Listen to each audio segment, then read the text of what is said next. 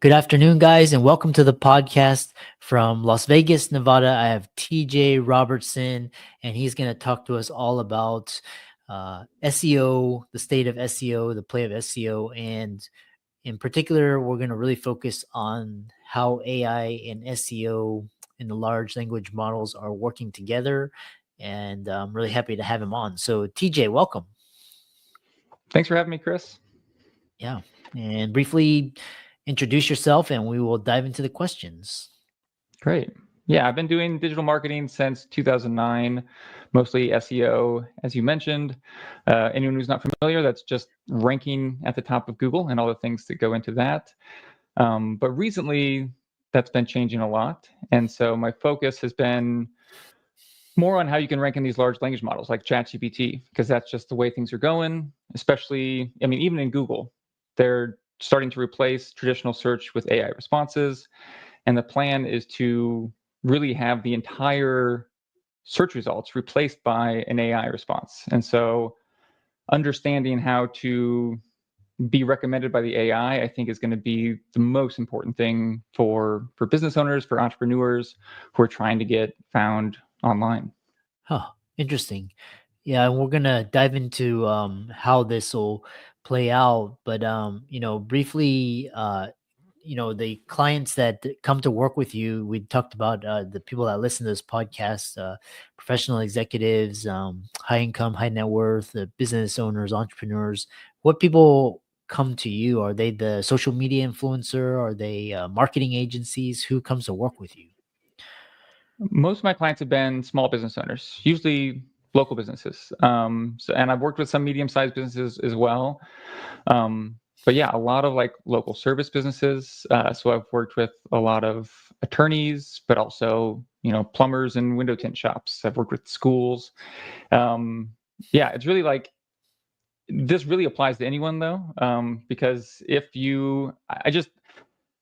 as the AI gets better, people are going to rely on algorithms more and more, right? We already let algorithms make a lot of decisions for us, but the smarter they get, the more reliable they can make decisions or make recommendations that align with what we're looking for, the more people are going to be using them. And so if ChatGPT and Google's AI are recommending you, whether you're an entrepreneur or a small business owner, you'll do well. And if they aren't recommending you, it's going to be really hard to get traction. Huh, interesting. And so how will this traditionally you went to Google, you went to the search bar, you typed in your query, and now it's they used to be like 99%. Now for me it's like 50% Google, 50% chat. So how will this play out when you say that large language models will dominate search? Yeah. So Google still gets a lot more traffic than ChatGPT, but Google's traffic is falling very slowly, while ChatGPT's is rising very quickly. But also, people are much more likely to take the advice of ChatGPT. So if let's say you're looking for an attorney, maybe you got hurt in a car accident, you're looking for a personal injury attorney, you might go to Google and type personal injury attorney near me. It's going to give you some recommendations, but you're unlikely to just go and immediately hire whoever's rank one, right? You'll just take them as recommendations. If you go to ChatGPT and you say, I just got hurt in an accident, I'm here, I'm in Las Vegas, for example, and I just got hit and I need a personal injury attorney, but I really don't want to work with a big firm. I'm looking for something maybe smaller. And you and ChatGPT going back and forth for a while, and maybe you have a 5-minute, 10-minute conversation. And at the end of that conversation, ChatGPT is going to be like, okay, based on everything you're looking for, I've searched the internet and I found this is the best personal injury attorney for you. You're way more likely to call that one. And so the conversion rates on ChatGPT are just way higher. And Google's building this. So Google has something called AI mode.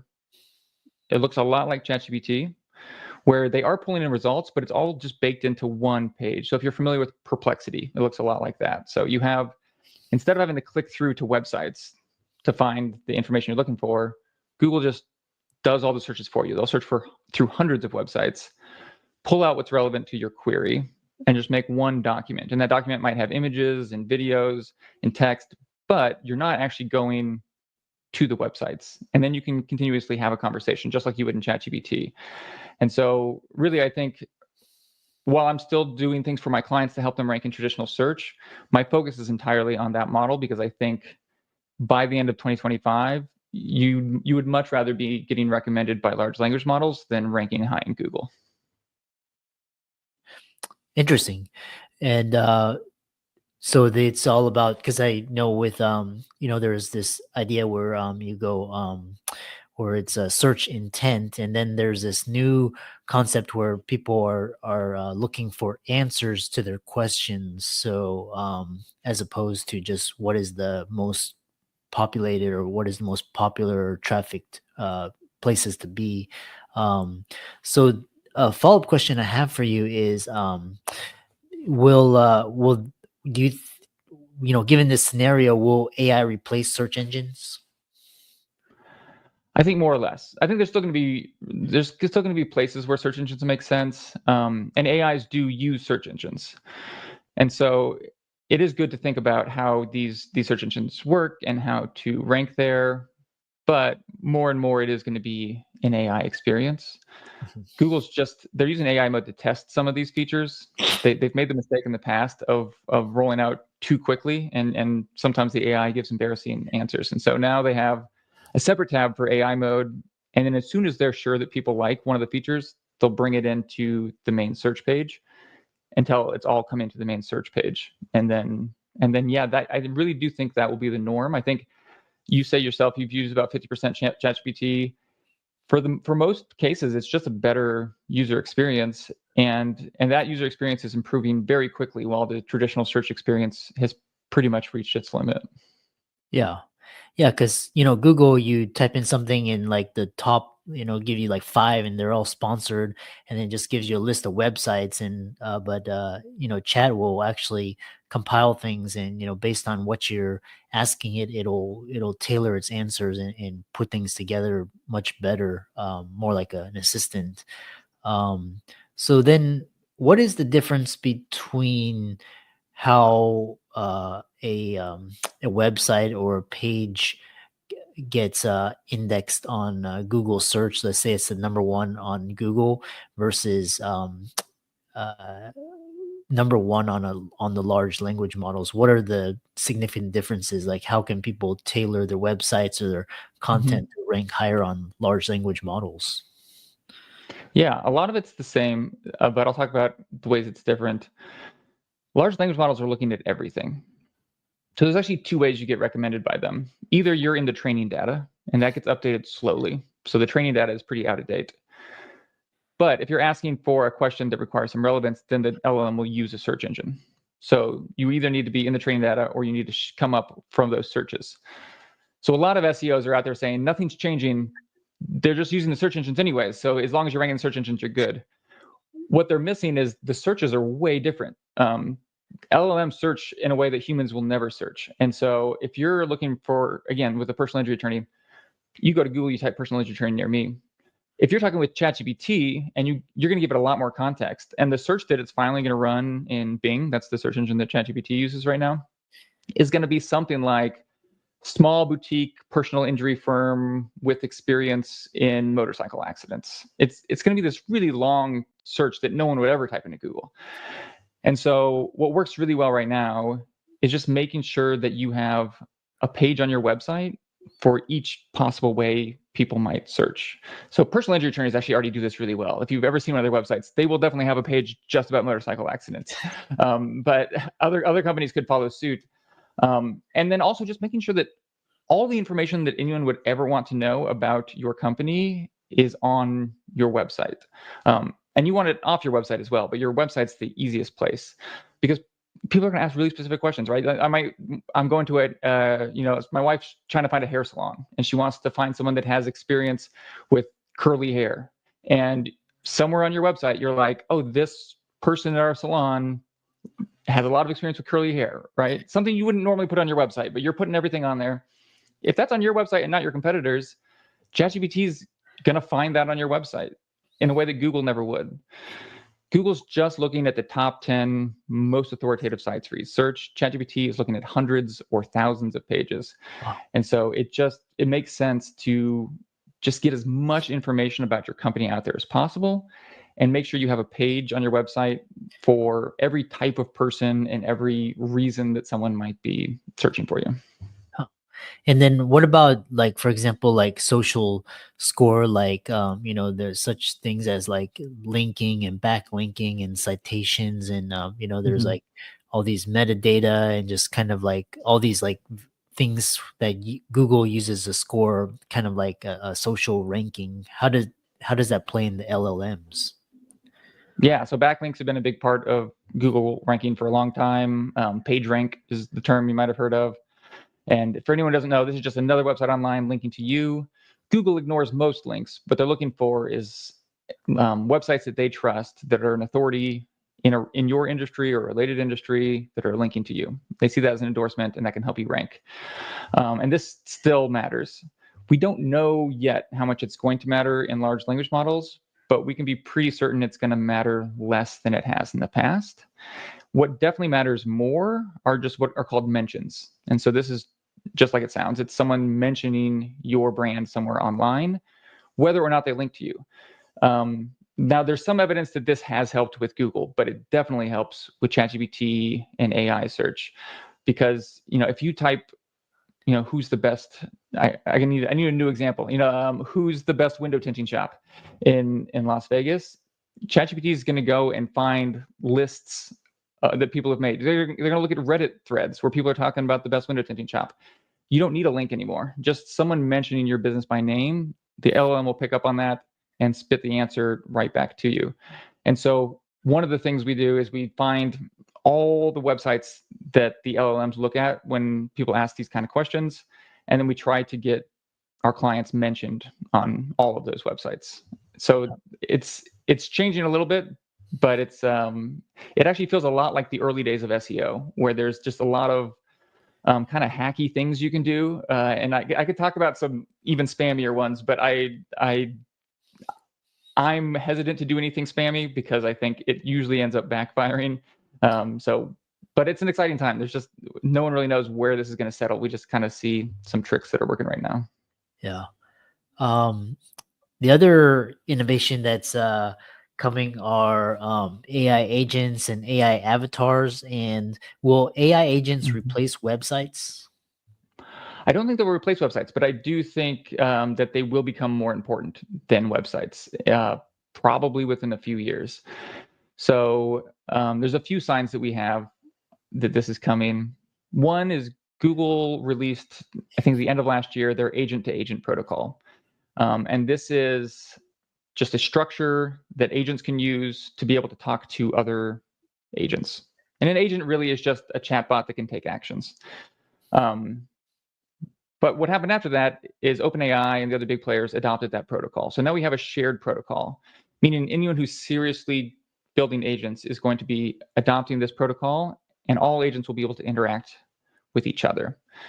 We also know that ChatGPT is trying to build the operating system of the internet, because it would be a lot more convenient if we didn't have to go to a bunch of websites ourselves, do a bunch of research ourselves, try to figure out who we're even supposed to be talking to, where to get the information we need. If we just do it all through ChatGPT, and Google obviously wants us to be doing it all through Gemini, it would be a much better experience. And so you're going to have a lot of great information on your website. But if I can just go to ChatGPT and it can send its agent out to your website and all your competitors' websites, gather all the information it needs, and bring it back to me. And it can even take actions, right? It can even buy things on my behalf on your website. It can sign up for your service. It can schedule a call with you. That's a way better user experience. And so that does seem like the future we're going into. It's going to be a slow transition. So what we're focused on right now is what's an agent we can build on your website now that's useful, now, that then we can evolve into one of these agents that's actually working with ChatGPT. And so right now, it mostly looks like glorified chatbots. It's another way to browse the information on your website. When they're done poorly, they're like a worse version of ChatGPT. But when they're done well, it's just a more convenient way to access the information on your website.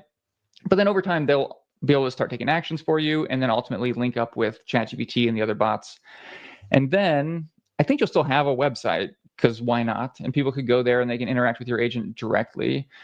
But I think most people are going to interact with your business through a ChatGPT or other interface that's handling everything, under the hood, so they don't have to do the annoying digging around. And where does social media come into play now that we will have AI and AI agents? How should businesses start thinking about social media and start adapting to that change? I think social media is only becoming more important. It's been growing steadily since inception, and doesn't look like it's going to stop at all. I think video, especially, is going to become very important. We're starting to see a lot of AI generated content, right? Everyone's seeing it now, and it's going to get worse, but it's also going to get better. In that, you've probably only recently seen AI generated content that was actually entertaining, right? For like a few years, we had just like terrible AI content.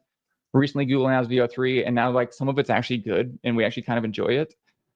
We're also getting sick of it, but it's gonna keep getting better, like right as we're getting sick of it, right? And so I think you fast forward to 1 or 2 years from now, we're gonna have a bunch of AI content on the internet, but a lot of it's actually going to be really good. And so, one, it's going to be normalized, and most people are just going to be like, okay, cool, some content's AI. But two, people are going to really want not AI content, right? Like at a certain point, you just want to know that this is a real human I'm seeing right here, and they exist in the world and they have experiences, and I think there's going to be a real hunger for that when 80% of our feed is AI content. And so, as a business owner, I think there's a huge opportunity to be creating video, and especially if you can do it as the owner, if you can have someone in your organization, because people don't trust brands, people don't trust companies, and as AI content blows up, there's going to be even less trust in companies. But it's really easy to form a connection with humans, and the only way to do that without having a one-on-one interaction is with video. And so, and nowadays, people don't expect a nice polished video. If you go to TikTok, if you go to YouTube, it's a lot of podcasts. Like it's just real, authentic conversations. It's not polished. It's not super edited. It's just people being themselves. That content does really well. So it doesn't have to take a lot of your time. If you're an expert, if you know what you're talking about, you can just point a camera at you and talk. Put it on your website. Put it on social media, and it's what the algorithms want more than anything. So it's a good way to get exposure. But also, like, before someone does business with you, they're going to do some research on you. Make sure you have some content anywhere where they might look, even if it's just a couple videos. It's crazy what it does. If you looked at 3 different companies and just one of them had a video and the owner's actually talking to you, telling you about the company, you've only built trust with one of those. It increases conversion rate and exposure like nothing else can. Yeah, we talked about, the intent and getting questions answered and conversions. So because you mentioned there was 2 things you mentioned was a video. A lot of people are on the short form video content, and like my niece and nephew, they get their information from Instagram Reels. Where does this place blogging? Because you say SEO is Mm-hmm. not dead, but it's still relevant. But like I said, I haven't visited a blog in over 10 years. Like, do people still read blogs, or it should be like newsletters, email lists, or I mean, like that I don't understand this concept of SEO is so important, but blogging is like I said, I haven't visited a blog in over 10 years. So what does that put blogs? I think blogging is less important now, but it's also way easier to do. So it's kind of leveled out for me. I still do about as many blogs as I did before.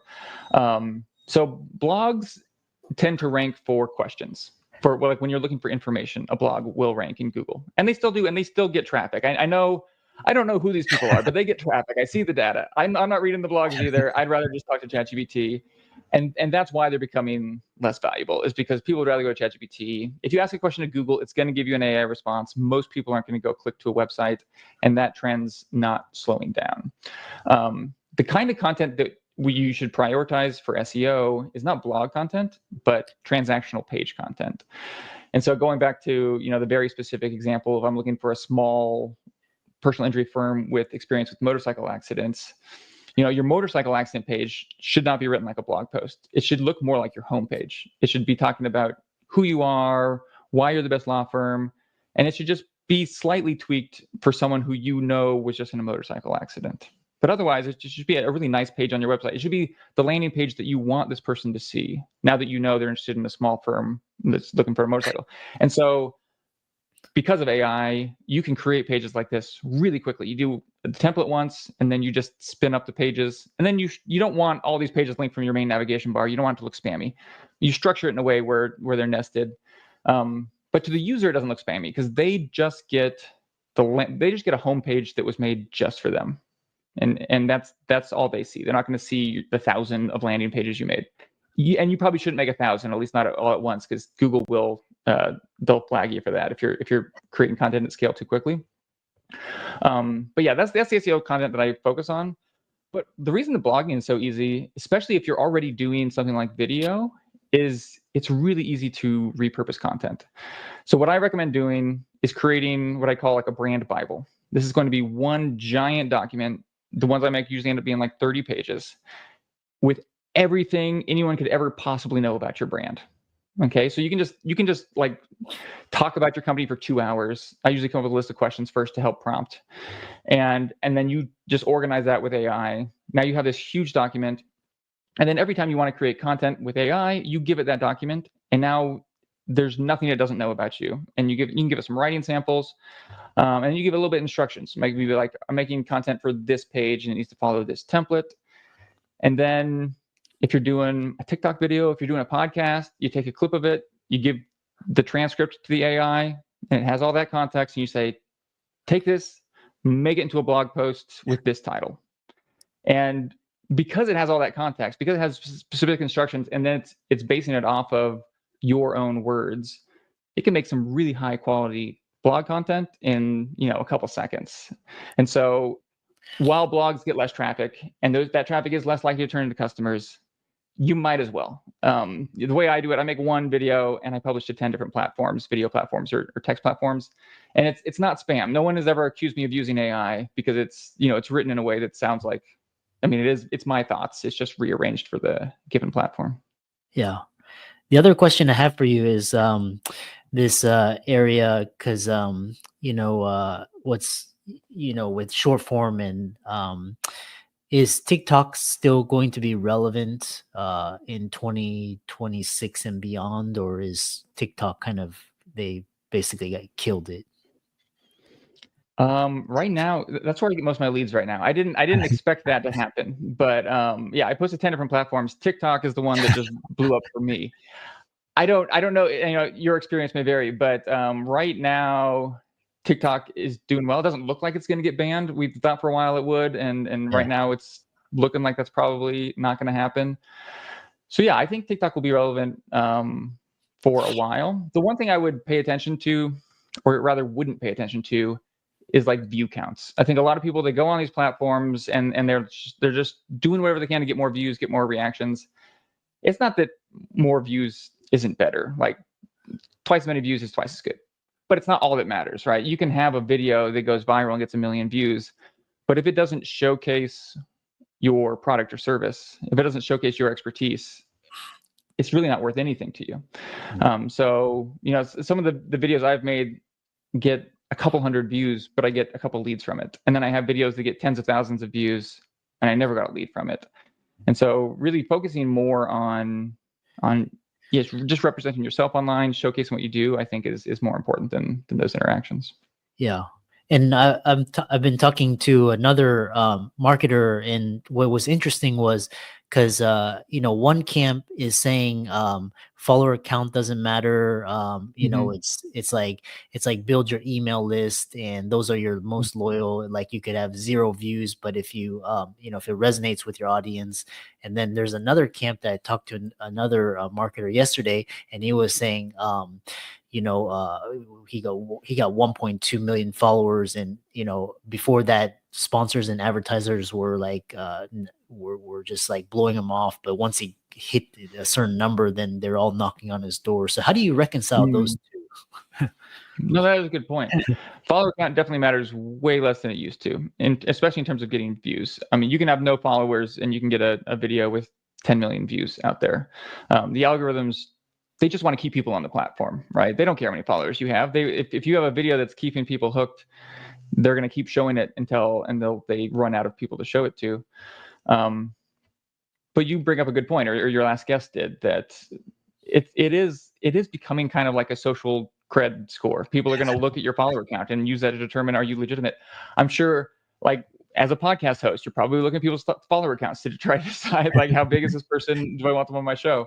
And Yeah. so, yeah, I think it definitely matters for that reason. And it will help some. Like, you will get more views if you have more followers. It's not how it used to be. It's not nearly as important as it used to be.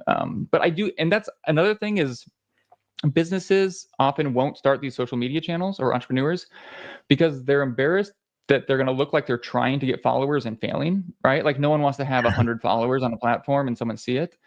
But I don't think people should worry about that anymore, because I think it's becoming kind of normalized that businesses will make these platforms even if they aren't trying to grow a big following.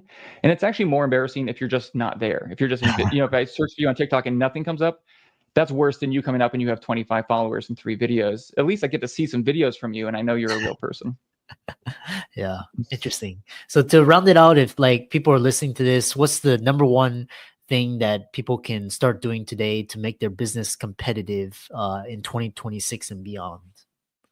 Start making content. However that feels natural to you, get content on your website. That's the easiest way to do it. But you just want to cast yourself out into the internet as much as possible. The algorithms are going to be controlling everything. You want them scraping your data. You want them knowing about you, who you are, and your company. So just find a way to do it and start making content. Yeah. And how can people connect with you and learn more from you and reach out to you? Oh, yeah, thanks. My website is tjrobertson.com, and I'm happy to do a free audit for anyone with a marketing budget. Yeah, excellent. Well, I really enjoyed this conversation. It answered a lot of my questions, and keep up the great work. Thanks, Chris. It was fun.